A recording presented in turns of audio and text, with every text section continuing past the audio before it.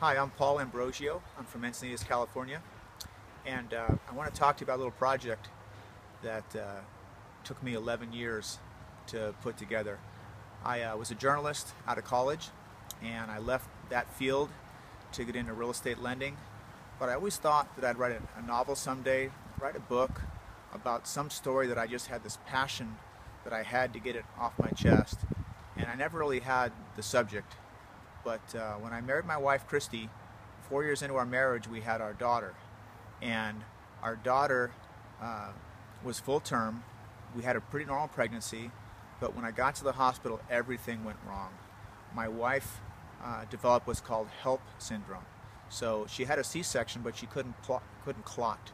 She was bleeding internally, and the doctor told me she needed another surgery, but that he doubted she would survive the surgery, and he said she had a 5% chance to live.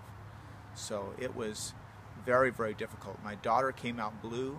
She was on the 3rd floor in the NIC unit, and I was going back and forth and wondering what in the world was going on. It ended up my wife had kidney failure, liver failure, respiratory failure. She was in a coma, and it looked like to everyone who came to visit, they thought she was going to die. But I'd been spending a lot of time reading the Bible, a lot of time in church, a lot of time in prayer, and God just spoke to me. He gave me this unshakable faith that my wife was going to be okay. And that faith is what got us through this. We had people praying for her in about 40 different states, and I believe it was a miracle and that she was healed. But it was only through that faith that I got through this. Without it, I don't know what would have happened. So now I had the story for this book.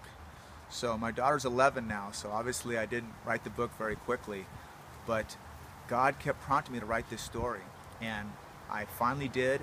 It's published, and I'm real happy with it. And everyone who's read it has given me glowing reviews. And if you have trials in your life and you think there's no way you can get through these, if you